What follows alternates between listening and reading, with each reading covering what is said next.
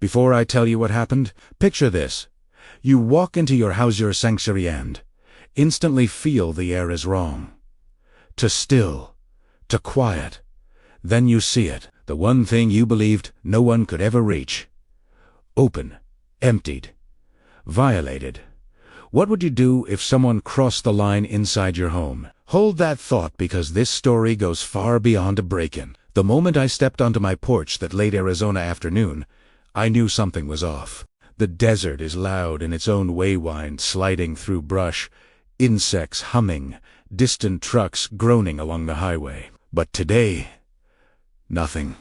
Just a heavy, unnatural stillness. When I opened my front door, that stillness snapped into dread. My gun cabinet bolted into the wall, reinforced, locked with a combination only I knew stood wide open. The metal door hung crooked, light reflecting off its empty shelves like a taunt. Every firearm gone.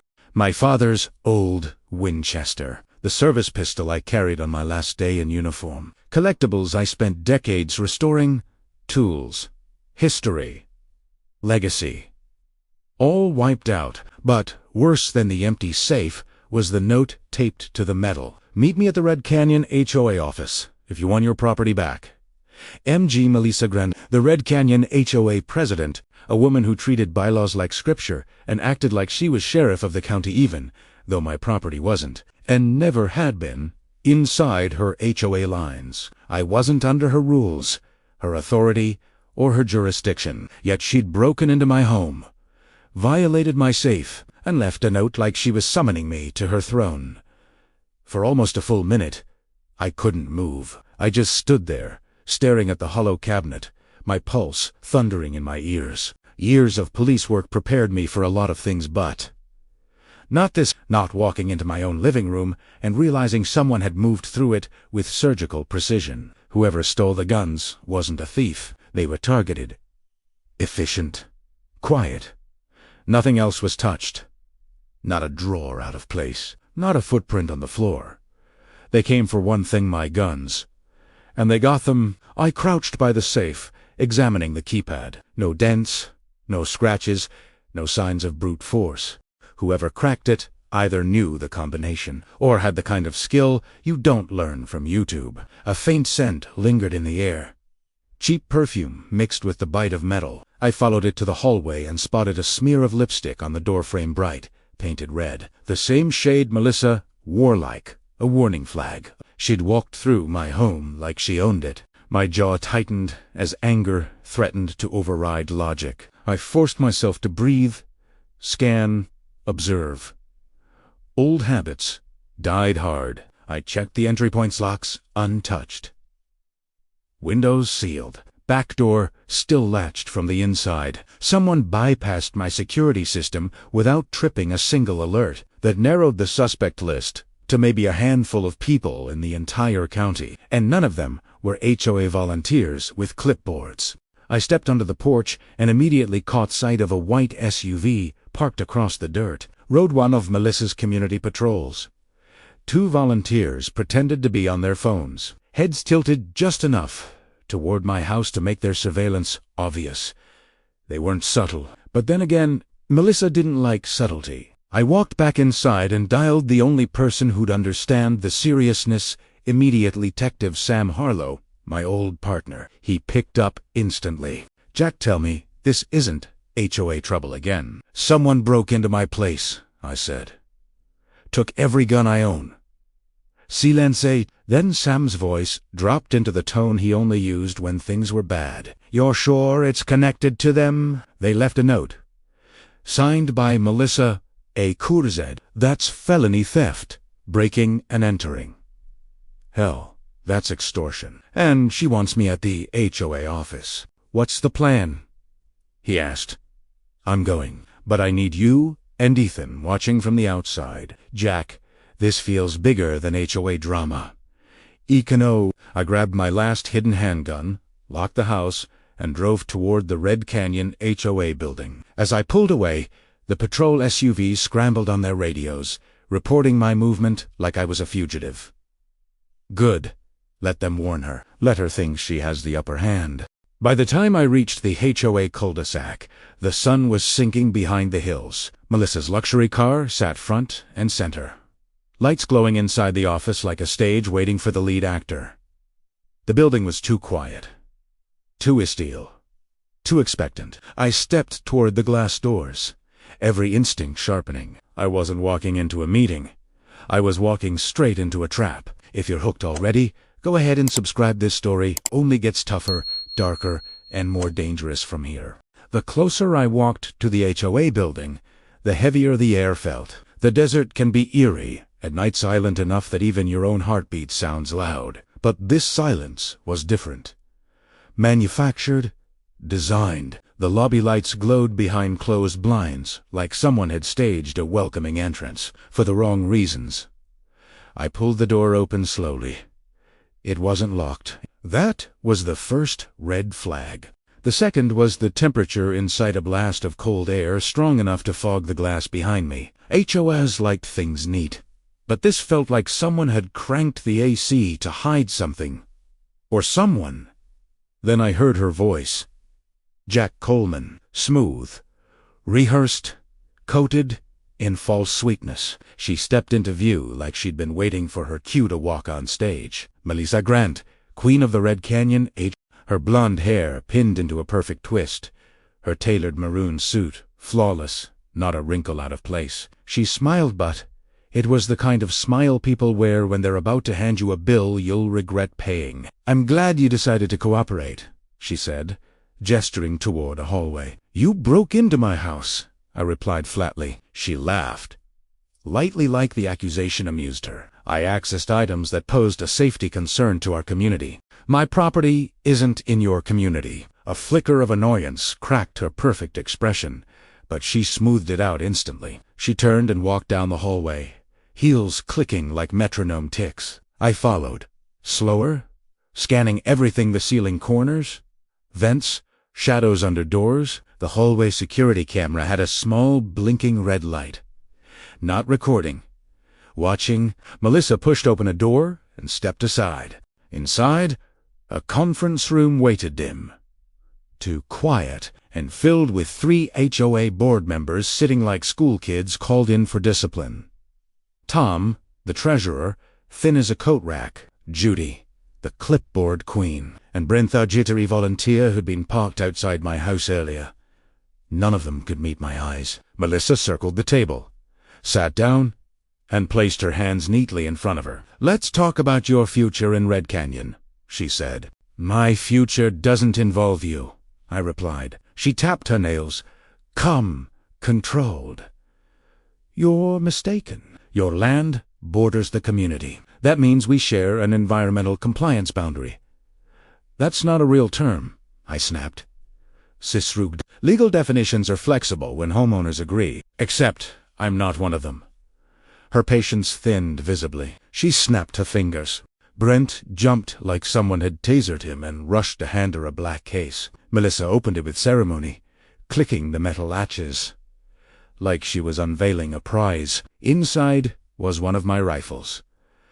Polished, clean, familiar. She lifted it, letting the overhead lights slide across the barrel. "This is a lovely piece," she said. "Terribly unsafe around non-compliant properties. Put it down." She ignored me. Instead, she pointed the rifle at my chest. Judy gasped. Tom stiffened. Brent nearly dropped his pen. "Sign the membership agreement," Melissa said, her voice sharpening. "Do it, and you get everything back." I leaned forward slightly. "You think pointing an unloaded rifle at me is going to scare me?" She blinked just once, but it was enough. She pulled the bolt back. Click. Empty. Her face faltered, a tiny crack in her armor. "You think I leave weapons loaded?" I asked. "Only amateurs do that." Her cheeks burned red. "You." Before she could finish, a vibration buzzed in my pocket. A single coded alert: Sam and backup had arrived. I straightened. "Melissa, this was your last chance to back down." She laughed sharply. "Back down? I own this neighborhood." "Jack?" "No." I said. You just think you do. And 10. The building's front door slammed open. Hard. The walls shook. Boots thundered down the hallway. Shouts. H-raid radios crackled. Every head in the room snapped toward the sound. Judy screamed. Tom Fruzy. Brent nearly passed out. Melissa went pale. A voice boomed from the hall deep. Authoritative. Familiar. Melissa Grant. Step out with your hands where we can see them. Detective Sam Harlow. She shot to her feet, clutching the rifle like a lifeline. This is private property, she shrieked. You can't. But her protest was drowned by deputies storming into the room. Guns raised. Voices commanding every secret she'd been hiding about to burst into the open. And Melissa, she was trapped. Cold panic washed across her face as reality finally caught up with her delusion. And trust me, things were about to get much worse for her. If this twist caught you off guard, pause for a second and subscribe, because what happens next is where the story truly explodes. The moment the deputies flooded the conference room, everything erupted at once. 3 officers moved in perfect formation, weapons raised, voices commanding Melissa to drop the rifle. Judy dove under the table with a shriek, knocking her stack of clipboards everywhere. Tom's hands shot up so fast he nearly toppled backward. Brent froze, eyes wide and glassy, as if he'd just seen a ghost. But Melissa, she didn't freeze. She didn't comply. She stood there, gripping my rifle like she still believed she had authority to negotiate with armed law enforcement. You have no jurisdiction here, she screamed, spittle flying. This is HOA property. Sam stepped forward, his badge catching the harsh fluorescent lights. Melissa Grant, Said coldly, put down the weapon. She trembled not with fear, but with outrage. You can't storm in here like thugs. I will sue every one of you. Mom, one deputy cut in firmly. Place the weapon on the table now. Her breathing quickened. She looked at the officers. 10 back at May, eyes full of wild owning head fury. You did this, she hissed. You brought this chaos into my community. Melissa, I said quietly, you broke into my home. For a split second, something shifted in her face like she realized just how badly she'd miscalculated. That second was all the deputies needed. 2 officers advanced, one circling to cut off her escape. Melissa's bravado cracked. She slammed my rifle onto the table so hard it rattled everything in the room, then stumbled back as the deputies grabbed her arms and pinned them behind her. You have no idea what you're involving yourselves in, she cried. There are people, powerful people, who will come after you for this. Sam stepped closer, his tone calm but sharp. The only people coming after anyone today are us. As they cuffed Melissa, her face twisted into something venomous. You think this ends with me? You think I'm the top? You fools have no idea how deep this goes. Sam ignored her. We have a warrant to search the entire facility. That sentence alone shut Tom's trembling down instantly. A deputy handed Sam a printed document, the warrant. Melissa's eyes widened, then narrowed. You went to a judge? She demanded. Sam raised a brow. Yes, that's how warrants work. They began pulling her toward the hallway. She kicked, screamed, tried to twist free. But the deputies held firm. You're making a massive mistake. She wailed. I was cleaning up this community. I was enforcing order. No, I said quietly as she passed me. You were running something you couldn't control. Her fury shifted into something darker, a warning. You have no idea what's coming, Jack. Then she was dragged out, her voice echoing down the hall like a banshee's last howl. With Melissa gone, the room fell eerily still. Only the soft hum of the AC returned. Tom sank into a chair, head in his hands. Judy crawled out from under the table, shaking like a leaf. Brent's lips moved silently, some kind of prayer or apology. Sam turned to me. You okay? I am now, I said. But this was just the surface. He nodded. Let's dig. And that's exactly what his team did. Deputies spread through the office like an organized storm. Filing cabinets opened. Computer towers were unplugged. Locked drawers were pried apart. Years of secrets hidden under HOA letterheads began spilling into the open. It didn't take long before a deputy called out, "Detective Ewell, want to see this?" We followed him into a storage room. Rows of boxers lined the walls, but on the floor laid out in neat rows were my guns, every one of them, cleaned, inventoried, labeled. Melissa had sorted them by caliber, like she was preparing to sell them. My jaw clenched. Sam scanned a clipboard sitting on top of the crates. "Jack, this is a sales ledger. Out-of-state buyers, prices, pickup dates." My stomach dropped. "She wasn't just stealing your guns," Sam said quietly. "She was trafficking them." I exhaled slowly. "And she thought she was untouchable." From Bane to Ooze, Tom spoke up weakly. "She wasn't working alone. We turned." His voice trembled. But he continued, "She kept talking about someone. Someone higher up. Someone funding her." I felt a chill crawl across my spine. This wasn't over.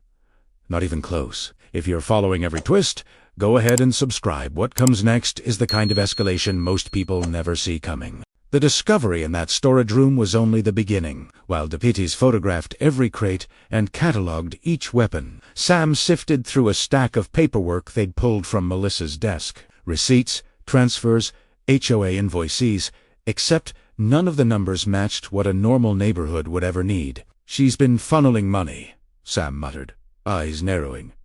"Where? Primera Hasket." He tapped the pages. "Nevada? A shell vendor, and luck's same name keeps repeating." A gnawing tension tightened inside my chest. "Victor?" I asked. Sam looked up. "Yeah. You know him?" "Not yet," I said quietly. "But I will." Before Sam could ask anything else, another deputy stepped into the hallway. "Detective, another room you need to see." We followed him to Melissa's private office. A small, cramped space with a single window and a desk that looked more like a command post than an HOA workstation. On the wall hung a corkboard cluttered with dozens of photos. Cars, houses, license plates. A few surveillance angles pointed directly toward my property line. Sam shook his head. She was tracking everyone. I studied each photo carefully. Grainy nighttime shots. Zoomed in, faces taken through blinds. Residents, walking dogs. Kids playing in front yards. And in the bottom corner, multiple pictures of me. Unloading groceries, repairing my fence. Walking the perimeter at sunrise. "She was watching me long before today," I murmured. Tom, standing in the doorway, swallowed hard. "She told us the cameras were for community safety, but she never let us see the feeds." Brent stepped closer, voice trembling. "She had a separate system, not connected to the HOA servers." Sam caught the implication immediately, meaning someone else accessed the footage. Brent nodded miserably. "A guy? Big. Tatoosh." She called him her consultant. "Victor." My jaw tightened. Before we could process that, another deputy jogged in, breathless. "Detective found something big." Back room. We followed him fast. A heavy metal drawer sat on the floor, pried open. Inside were burner phones, USB drives, and an envelope labeled RC Transfers Q3. Sam picked up the envelope, opened it, and slid out a map. I stepped closer. My Landron in thick red ink was marked Phase 1 expansion. Sam spoke first. "She was planning a takeover." I stared at the map, feeling my pulse thud in my skull. A forced annexation, a complete absorption of my property into her so-called community.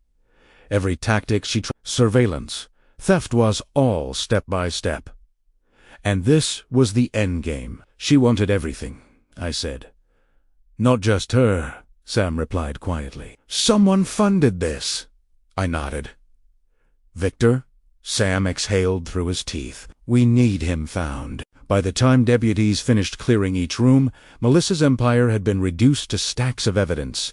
Bags, laptops, phones, maps, Violations she never mailed. Fines she filled out in advance. Receipts for community improvements that never happened. Outside, the night sky was shifting from deep blue to dawn gray. Neighbors had gathered whispering, confused and shaken. The HOA volunteers looked like captives, finally freed. One deputy approached Sam. "Detective ATF wants to take custody of the weapons and financial records. This crosses state lines." "Good," Sam said.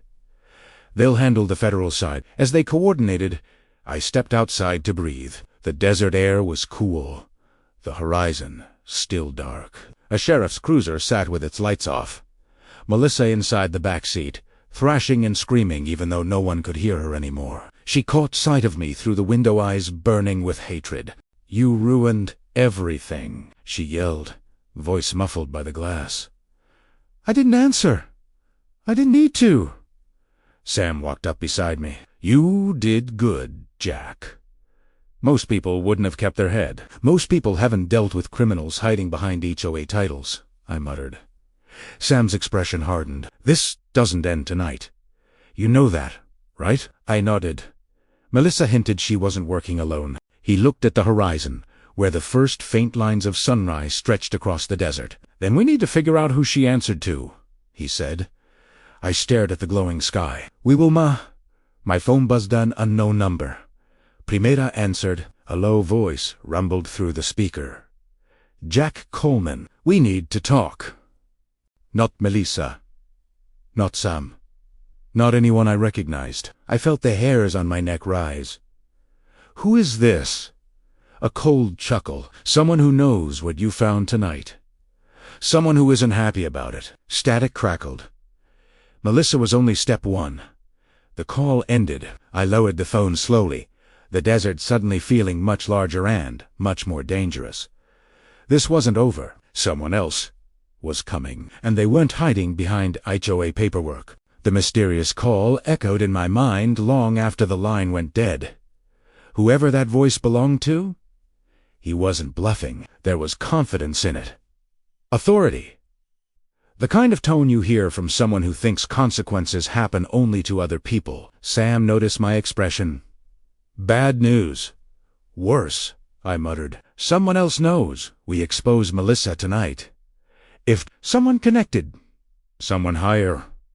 Sam let out a slow breath. "I'll get a trace started. But traces take time. On time was tea."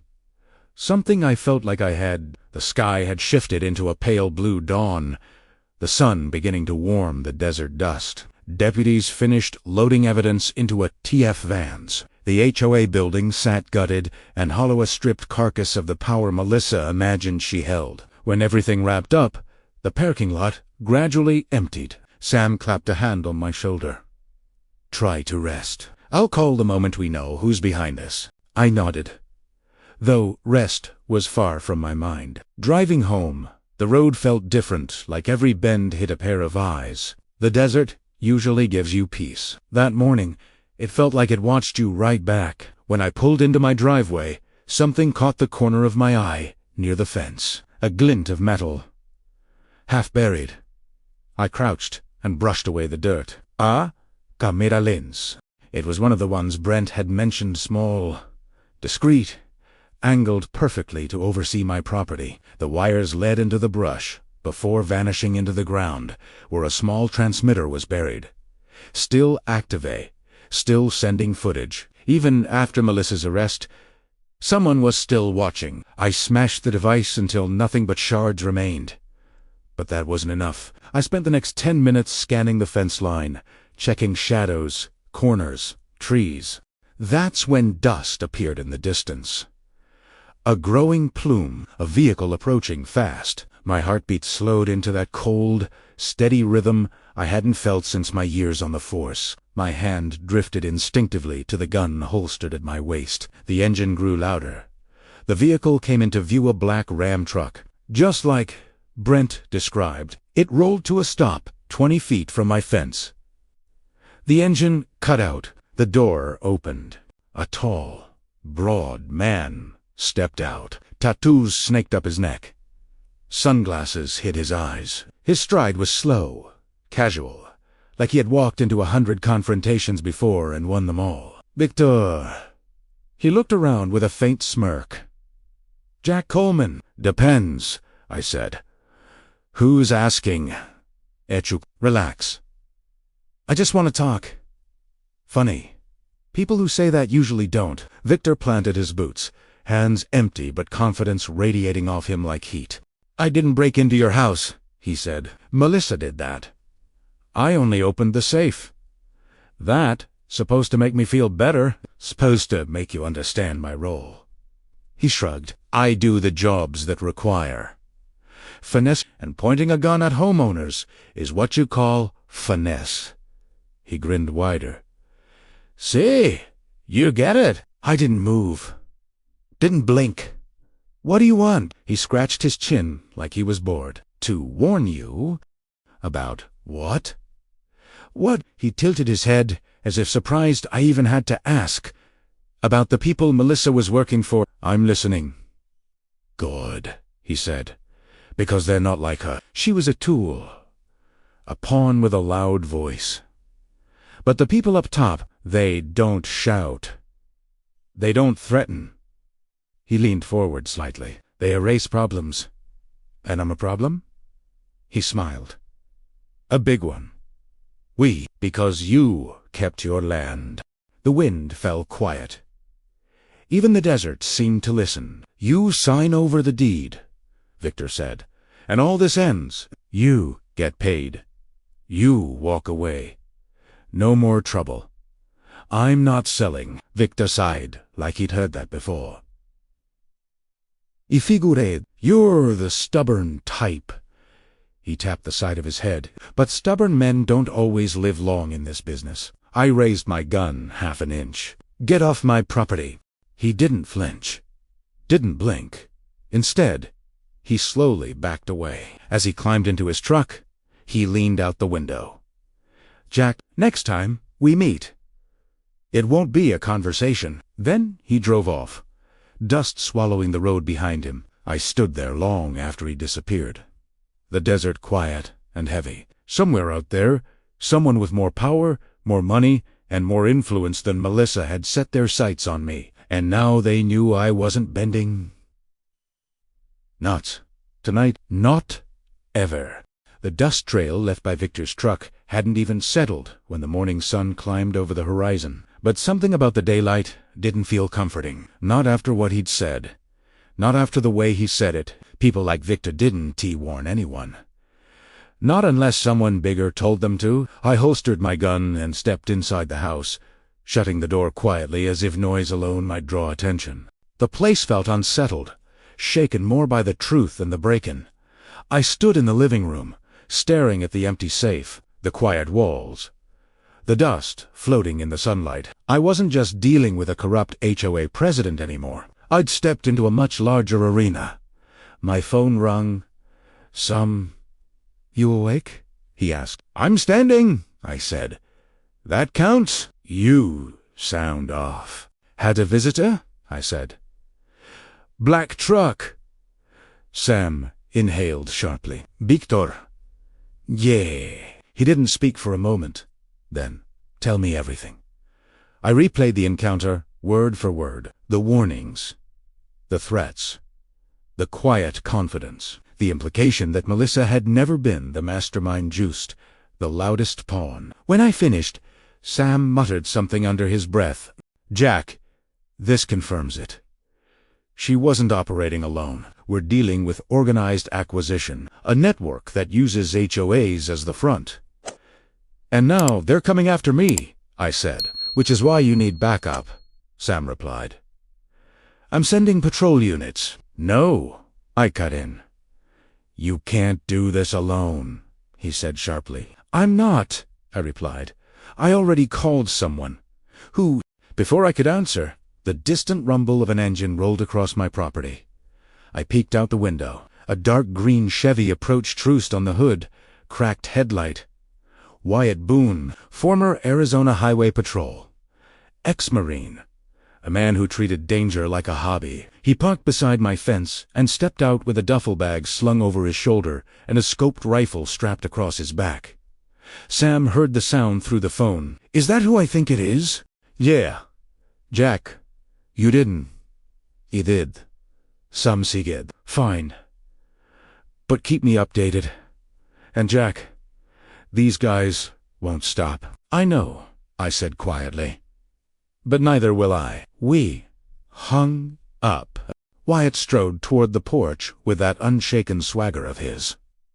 Heard you kicked a hornet's nest, he said, more like a rattlesnake den. He dropped the duffel onto my kitchen counter and unzipped it.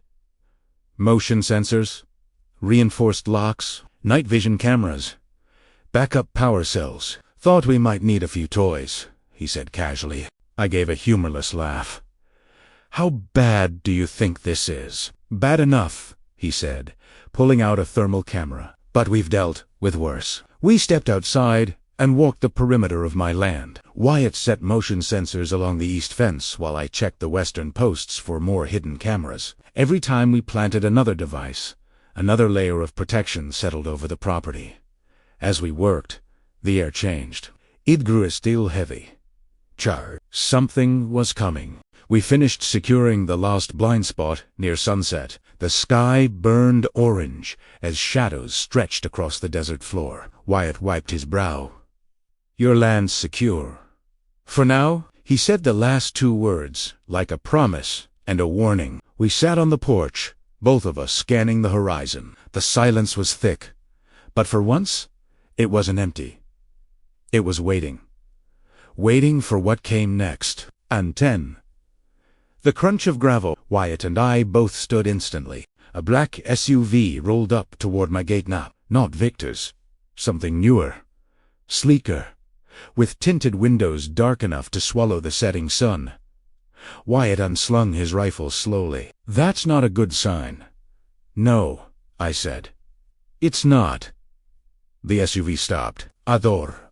Open it. A man stepped out, wearing a tailored suit, polished shoes, and confidence dripping off him like perfume. He wasn't trying to hide. He wasn't pretending to be friendly. He walked right up to my gate and rested both hands on it, studying my land like it already belonged to him. Mr. Coleman, he called, voice smooth as oil. I've been expecting you. I stared at him. Who are you? His smile widened. Alan Garrick, he said. I believe you have something I need, and I think it's time we discussed your land. The desert went quiet. Even Wyatt stopped breathing. Whoever Garrick was, whatever he wanted, he wasn't Melissa. He was the one she worked for, and he'd come in person. Garrick stood at my gate, like a man inspecting merchandise he already believed he owned. Wyatt's fingers tightened around his rifle, but he didn't raise eyes. Garrick's polished shoes barely dusted the dirt, like even the desert didn't dare cling to him. I've heard a great deal about you, Mr. Coleman, he said, and I'll admit I underestimated you. I tend to have that effect on people, I replied, stepping closer. Garrick offered a slow smile, the kind a predator gives before it bites. Let's not waste time. Melissa, a useful tool, but ultimately small-minded. Victor, a professional, but neither understood the bigger picture. And you do? I asked. Of course I do, he said. I built it. He slipped a folder through the gate's bars. Inside were document surveys, zoning drafts, construction projections, all centered on one thing, my land. Your property completes a corridor, Garrick said, a continuous tract from the east ridge to the western parcels. Without your acreage, the entire project collapses. I stared at the papers, and because I won't sell, your little empire is falling apart. His jaw twitched, just barely. You're not special, Jack, he said, just stubborn. But stubbornness doesn't stop progress. Wyatt stepped forward. The only progress I see is you marching your fancy shoes back to your car. Garrick ignored him. You've caused enough disruption, so here is my offer. He withdrew a second envelope. Tickerin Habia, $5 million, he said. Cashier's check, no strings. You walk away. Today. I didn't move. Didn't look at the envelope. Didn't blink. You think money buys everything? I said quietly. Money builds everything, he corrected, and corruption destroys it. His smile finally faded. That word gets used a lot by people without vision. No, I replied. It gets used by people who've seen men like you try to steal legacies. That hit him harder than I expected. His gaze darkened. You really want to do this the hard way? Seems you already did, I said. Melissa is in cuffs. The ATF has your books. Victor is on the run, and you're standing on my property line pretending you still have leverage.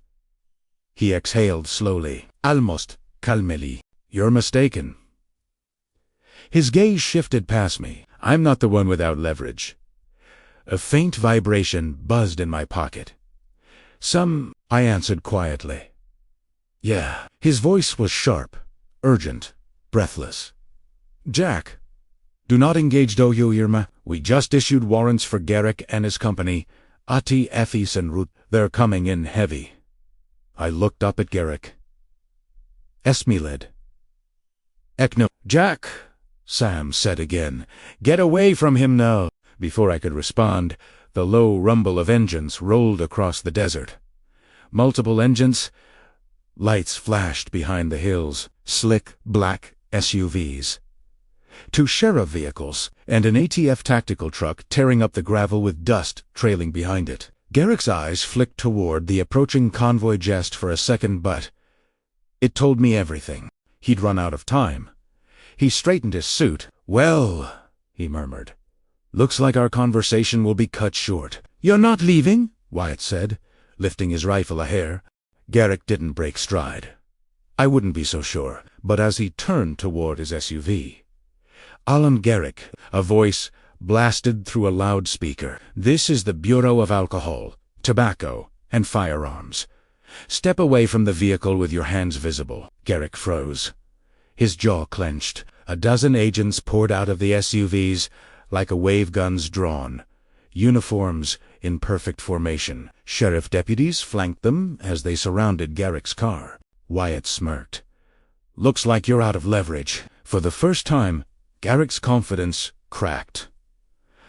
Just slightly. Enough for me to see there was fear under that polished exterior. One agent barked the command. Hands up! Garrick raised them slowly, expression hard as stone. As they cuffed him, he turned his head toward me cold, calculating. This isn't over, Jack? Yes, I said, stepping closer. It is. Agents pushed him into the back of a federal SUV. The door slammed. The dust settled. Silence returned to my land. Real silenza. Not the threatening kind. Not the watched kind. The peaceful kind. Wyatt exhaled. Well, hell of a morning. Sam ran up. Seconds later, breathless. You good? Better than him, I said, watching the convoy disappear. He clapped my shoulder. You held the line. Your dad would have been proud. I looked out over the land bathed in the warm glow of sunrise. For the first time in days, maybe months, I felt home again. Sometimes the hardest battles aren't fought with weapons, but with resolve. And sometimes the strongest thing you can do is refuse to give up what's yours. If you want more stories like this, full of justice, grit, and wild HOA twists, make sure to subscribe. There's a lot more coming.